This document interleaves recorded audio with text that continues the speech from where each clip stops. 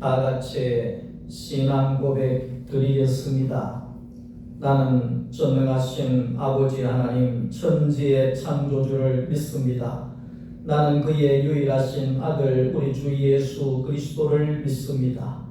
그는 성령으로 잉태되어 동정녀 마리아에게서 나시고 본디오 빌라도에게 고난을 받아 십자가에 못 박혀 죽으시고 장사된 지 사흘 만에 죽은 자 가운데서 다시 살아나셨으며 하늘에 오르시어 전능하신 아버지 하나님 우편에 앉아 계시다가 거기로부터 살아있는 자와 죽은 자를 심판하러 오십니다.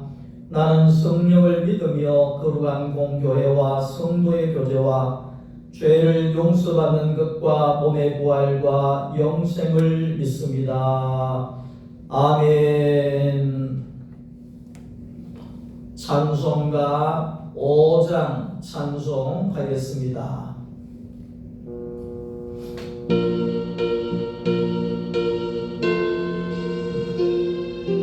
이 천지가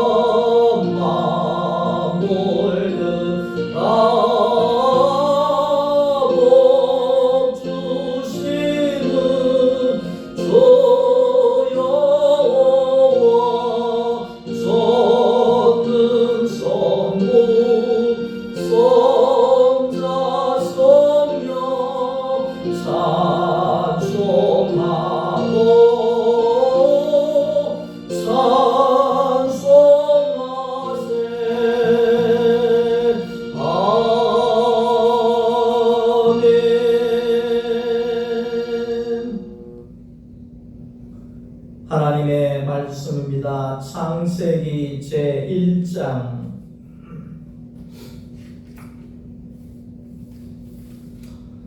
창세기 제1장 2절 말씀입니다.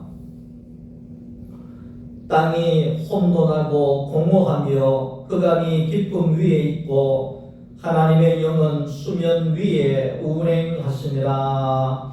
아멘.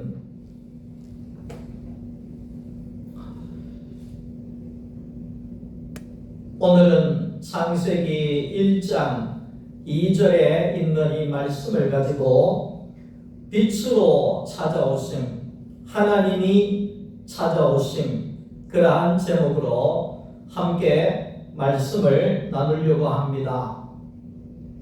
요한계시록 1장 8절, 21장 6절, 22장 13절 말씀 속에 보면 하나님은 어떤 하나님이냐? 하나님은 알파다, 하나님은 오메가다, 이렇게 이야기를 합니다. 알파와 오메가가 되시는 하나님이시다. 그러니까 알파는 시작을 이야기하는 것이고 오메가는 마지막을 이야기하는 겁니다. 그러니까 헬라어의 첫 글자가 알파고 마지막의 글자가 바로 오메가라는 뜻입니다. 그래서 하나님은 시작과 함께 마지막을 이루시는 분이시다. 다시 말하면 하나님은 시작하시고 하나님은 완성해 가시는 분이시다. 이렇게 말씀을 합니다. 우리가 잘 알듯이 창세라고 하는 것은 시작이라는 겁니다. 창세기는 시작입니다.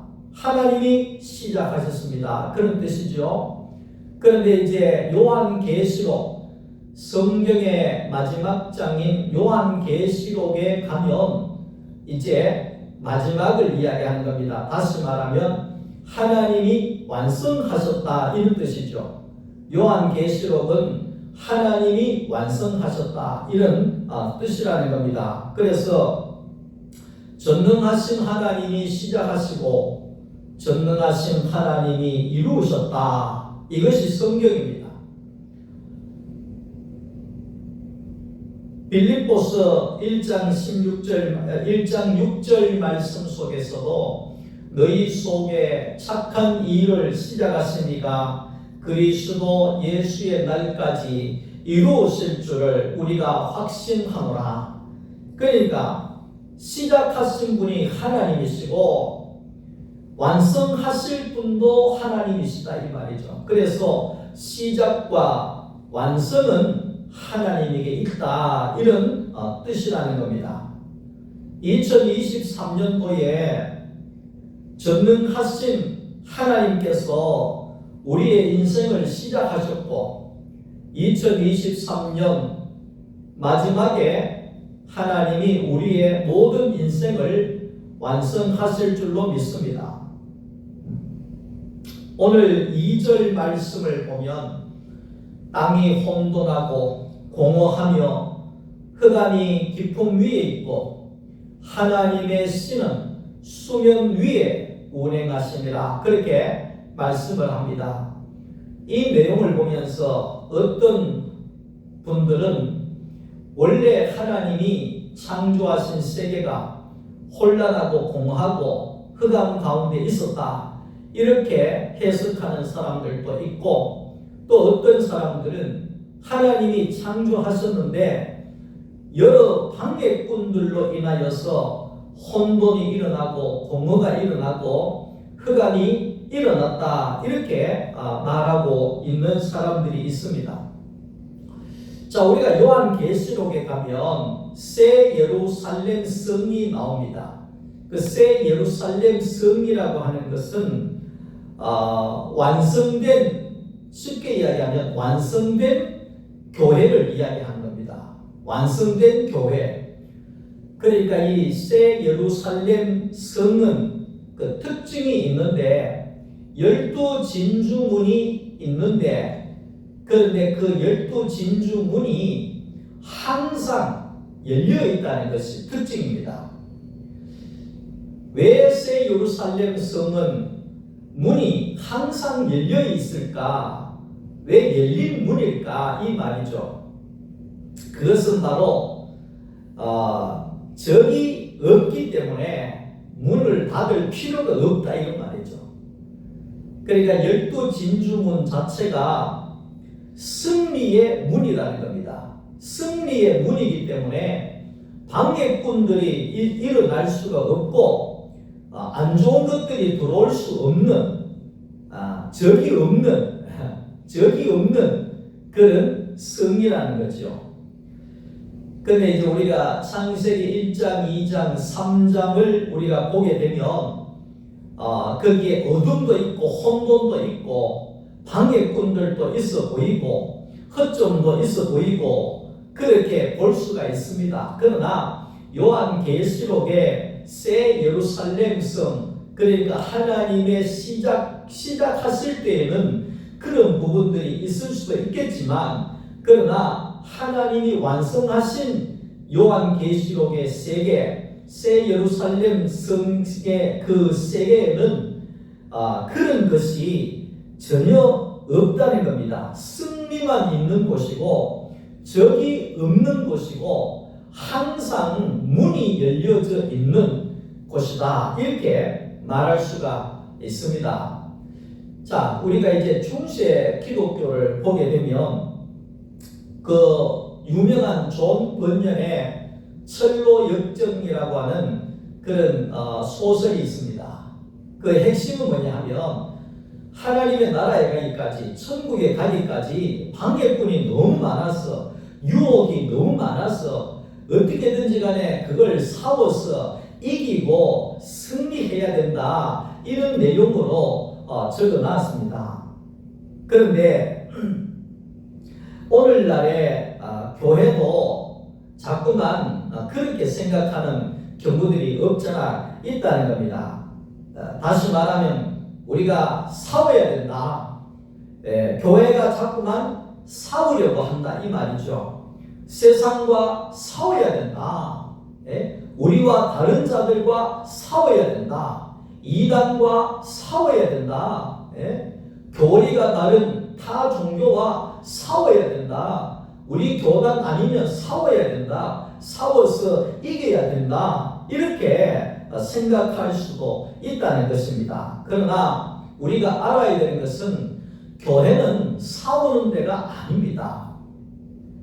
요즘에는 조금만 자기들의 주장이 받아들여지지 아니하면 법을 떠나서 모두가 싸우려고 달려드는 그런 시대가 되어졌잖아요. 자, 그런데 교회라고 하는 곳은 싸우는 데가 아니라는 거죠. 교회는 싸우는 데가 아니라 교회는 생명을 낳는 곳이다. 그 말입니다. 생명을 낳는 곳이 바로 교회라는 것입니다. 소하고 개하고는 싸우지를 않습니다. 저도 시골에서 살 때에 그 덩치 큰 소를 끌고 몰고 나가면 강아지가 개가 따라오잖아요. 근데 개하고 소하고는 절대로 혈투를 벌이지 않습니다. 왜냐하면 소는 풀을 먹고 살고 개는 뼈다귀를 먹고 살기 때문에 먹는 게 다르기 때문에 다른 세계이기 때문에 평생을 가도 먹을 것 갖고 싸울 필요가 없다는 겁니다. 사람들도 마찬가지잖아요. 네? 먹을 것이 있기 때문에 싸우는 것이고 더 먹으려고 하기 때문에 싸우는 것이고 더 많은 것을 가지려고 하기 때문에 싸우는 것입니다. 자, 그렇다고 하면 개와 소가 완전히 다른 세계를 사는 것처럼 세상과 교회는 완전히 다른 세계라는 것을 우리가 알아야 되고 인정해야 됩니다. 우리가 교회라고 하는 것은 세상은 선이냐 악이냐 이 판단의 세계를 가지고 세상을 살아가고 있습니다.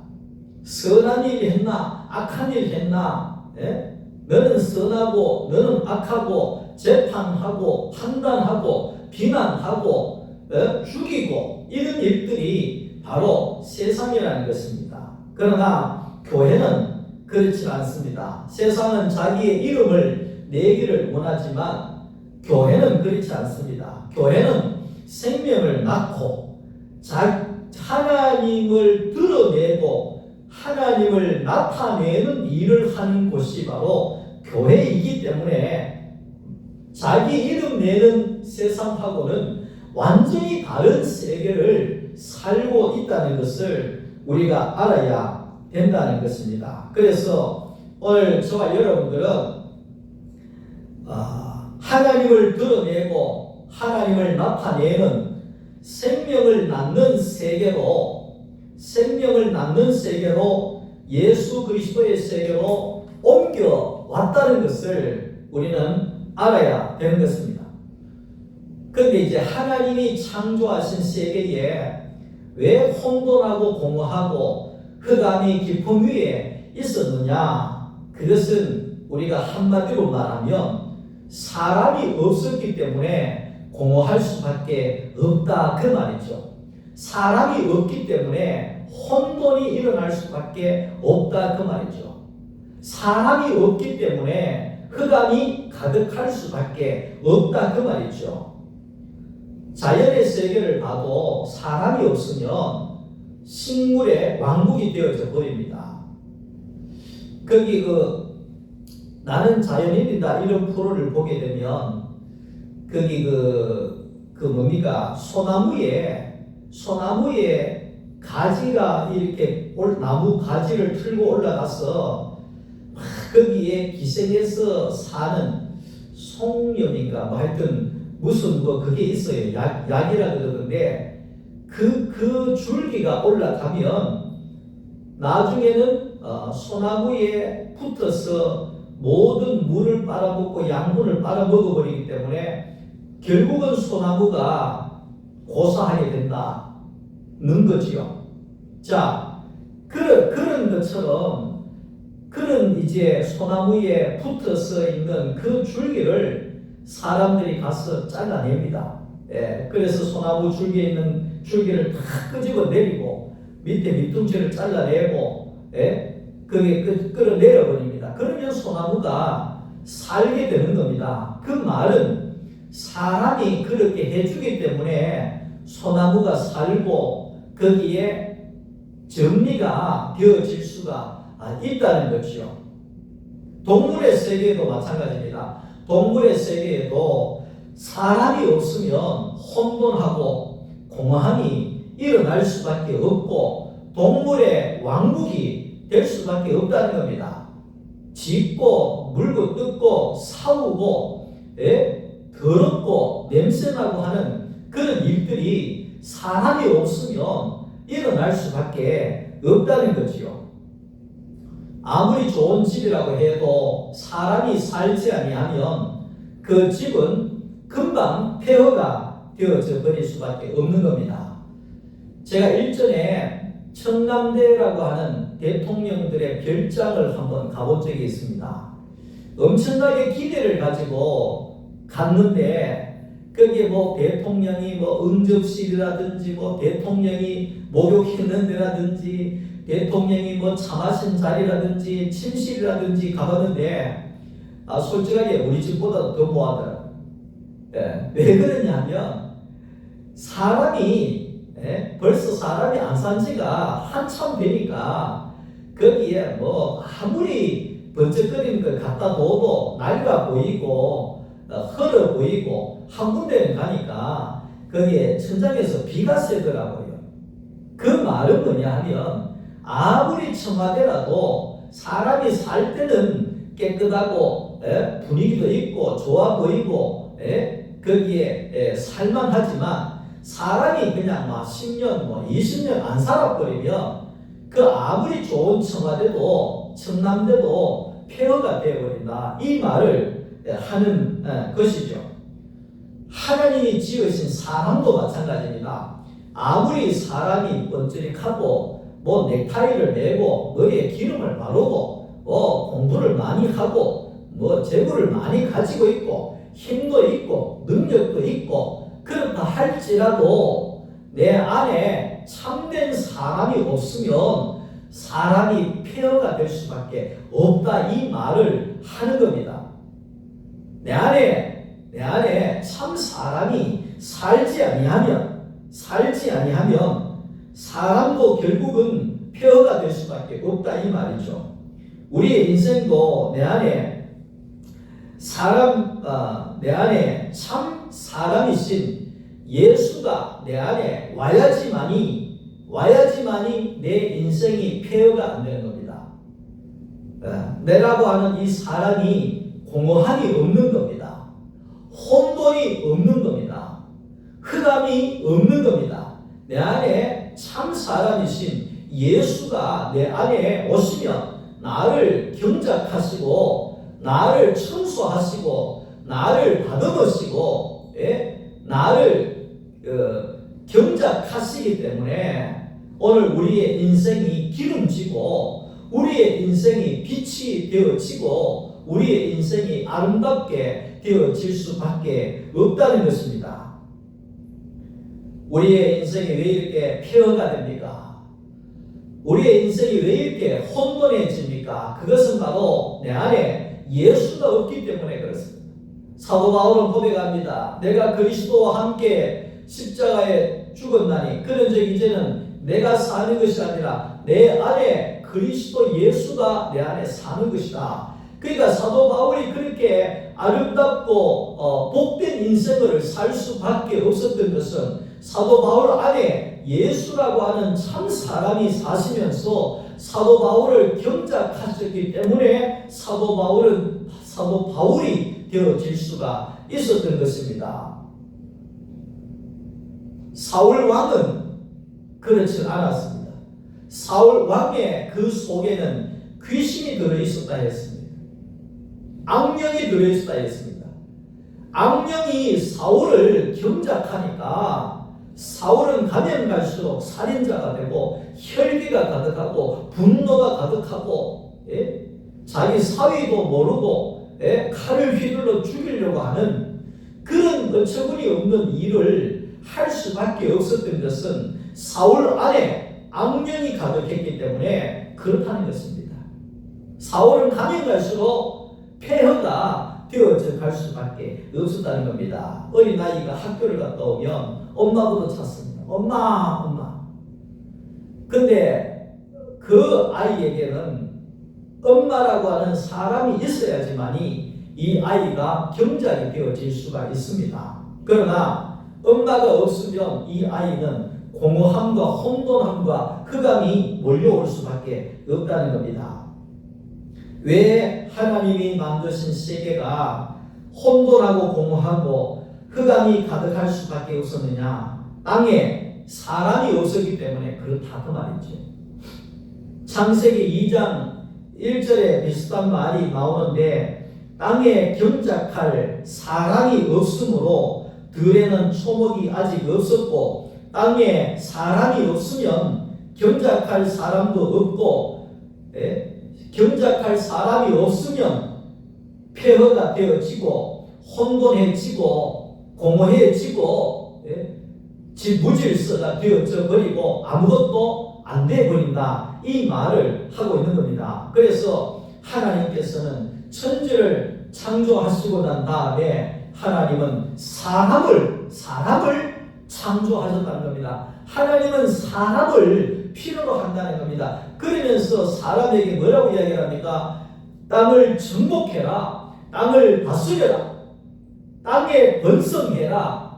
왜 땅에 번성해야 됩니까? 사람이 있어야 식물이 살 수가 있고 사람이 있어야 동물이 살 수 있고 사람이 있어야 하나님이 살 수 있고 사람이 있어야 하나님의 대리자가 있어야 이 땅을 정복할 수 있기 때문에 그렇다는 것입니다. 하나님에게 가장 필요한 것은 사람이라는 겁니다. 그런데 사람은 어떤 사람이냐? 어떤 사람이냐? 예수 같은 사람입니다. 아무나 하나님이 필요한 사람이 아닙니다. 아담의 후손은 조금 전에 사울을 말했지만 그 속에 악령이 들어감으로 인하여서 독사의 자식이 될 수밖에 없었습니다. 그런데 하나님에게 가장 필요한 사람은 예수와 같은 사람입니다. 예수는 하나님의 생명을 가지고 오신 독생자 참 사람이기 때문에 참 사람이라는 것은 완전하게 아버지 하나님을 드러낼 수 있는 형상이다 이 말입니다. 그게 참 사람이죠. 하나님의 씨는 수면 위에 운행하시니라. 물 위에 운행하셨다. 이 말은 하나님이 영이 땅에 내려왔는데 앉을 자리가 없었어. 앉을 사람이 없었어. 앉을 땅이 없었어. 수면 위에 운행했다. 이 말이죠. 땅에 물이 차면 앉을 자리가 없지 않습니까? 아무리 땅이 있어도 물 속에 잠겨 있으면 아무 때도 쓸 데가 없다는 겁니다.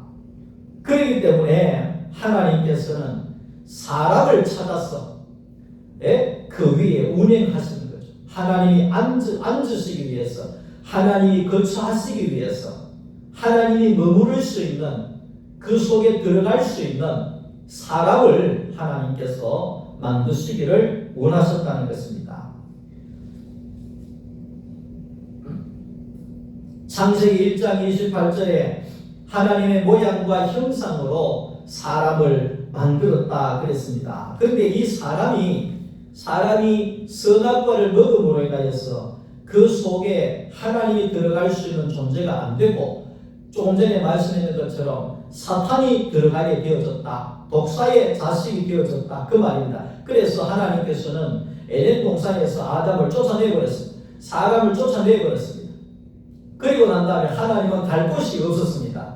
하나님의 거처를 잃어버리셨기 때문에 그래서 하나님은 거기에 모세를 통하여서 회막에 성막에 하나님이 거하시고 나중에는 예루살렘 성전에 하나님께서 그 안에 거하시고 지성소 안에 거하시고 지성소 중에서도 법궤 안에 하나님이 머물러 계셨다 이 말이죠. 그 말은 뭐겠습니까? 갈 데가 없다 이 말이죠. 법궤 외에 갈 데가 없다 그 말이죠. 원래 하나님이 갈 때 앉을 자리가 어디입니까? 사람이잖아요. 근데 사람이 타락해버렸다는 거예요. 그러니까 하나님의 성막이 일어나고 회막이 일어나고 지성소가 있고 법궤가 있고 예루살렘 성전이 있고 이렇잖아요. 네. 그래서 예루살렘 성전을 지나서 거기에 이제 하나님이 들어갈 수 있는 사람을 기다리고 있었죠. 근데 하나님이 들어갈 수 있는 사람이 나타났다는 겁니다. 그게 누굽니까? 하나님의 아들 예수 그리스도라는 거죠. 그래서 하나님의 아들 예수 그리스도를 통하여서 하나님은 이 드러나기를 원했다는 겁니다. 예수님이 십자가의 죽음으로 모든 사람에게 하나님이 거하실 처소가 열려지게 된 겁니다. 이게 모든 사람들이 구원을 얻는다는 뜻입니다. 예수님 때문에 예수로 말미암아 우리 모든 사람에게 하나님의 처소가 열렸다 이 말이죠. 길이 열렸다 이 말이죠. 그래서 하나님께서는 예수님이 오시고 난 다음에 그 법궤를 뚫고 나와서 그 휘장을 찢어버리시고 나오셔서 예수 안에 들어가셨다 이 말이죠. 예수 안에 들어가셨다. 다시 말하면 예수 안에 있는 사람 안으로 하나님이 들어오셨다는 겁니다. 그래서 사도 바울은 사람을 가리켜서 성전이다. 하나님의 성전이다. 너희가 하나님의 성전인 것과 성전이 뭡니까? 사람이 바로 교회다 이 말이죠. 교회가 뭡니까? 하나님의 거처다 이 말이죠. 그래서 이것이 사도행전에 가게 되어지면 사도행전에 가면 성령이 오셨다 이래 이야기하죠. 성령이 오셨다. 그 말은 뭡니까? 하나님이 내 안에 들어오셨다 이 말이죠. 성령의 세례를 받았다 이 말은 성령이 오셨다고 하는 이 말은 예수 그리스도와 함께 십자가에서 죽고 거듭난 새로운 사람 안에 하나님이 다시 들어오셨다 이 말입니다. 이게 성령을 받은 사람이고 성령이 오신 사건이고 성령 세례를 받은 사람이라는 겁니다. 물론 그게 아니라는 것입니다. 은사 받았다 이런 뜻이 아니라는 것입니다. 하나님이 우리 안에 그냥 들어와 버렸다 이 말이죠. 예수로 말미암아 잃어버렸던 성전을 다시 회복하고 일으키셨다. 사람 성전을 찾았다. 이 말을 하고 있는 겁니다. 지금도 하나님께서는 들어갈 수 있는 사람을 찾고 계십니다. 하나님이 들어가기 위하여서 사람 위에 운행하고 계십니다. 하나님이 앉을 사람, 그 안에 들어갈 사람, 그 앉을 자리를 하나님은 찾고 있다는 것입니다.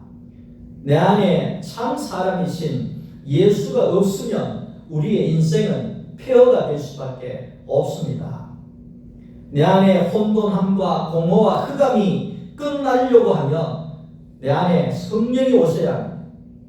성령이 오셨네, 성령이 오셨네, 이 기쁜 소식을 온 세상 전하세, 성령이 오셨네. 이게 뭡니까? 내 안에 하나님이 왔다는 겁니다. 내가 하나님의 성전이 되어졌다는 겁니다. 그러면 하나님이 나를 경작하시고 나를 수리하시고 나를 다듬으시고 나를 관리하시고 내 안에 사시면 내가 폐허가 아니라 내가 정말 하나님의 그 빛을 드러내는 사람이 되어진다는 겁니다. 내 인생에 하나님이 찾아오시니 빛이 들어오고 빛이 들어오니 혼돈과 공허와 흑암이 물러가게 되고 땅이 드러나서 이제는 하나님이 씨를 뿌려서 내가 열매를 내어 놓을 수 있는 성령의 열매를 내어 놓을 수 있는 성령의 사람이 되어지는 것입니다. 하나님 감사합니다. 하나님이 거하실 수 있는 사람이 되게 하시고 하나님이 씨를 뿌릴 수 있는 땅이 되게 하시고 하나님의 열매를 내어 놓을 수 있는 그런 성령의 사람이 되게 하여 주옵소서. 예수님의 이름으로 기도드립니다. 아멘. 지금은 주 예수 그리스도의 은혜와 아버지 하나님의 사랑하심과 성령의 교통하심이 내 안에 성령이 오셨고 그 성령께서 우리와 함께 사시면서 내 인생에 혼돈이 물러가고 흑암이 물러가고 날마다 빛이 가득한 자로 살아가기를 원하는 사랑하는 우리 소망교회 모든 성도들 머리 위에와 가정과 자녀들과 하시는 모든 일들 위에 이제부터 영원토록 함께 계실지어다. 아멘.